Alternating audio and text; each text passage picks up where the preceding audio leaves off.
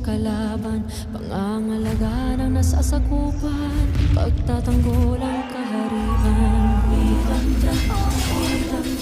Magiting akong isinilang at sa bayan ko nakalaan ang tahanan ng mga diwata sa kapayapaan nakatadhana.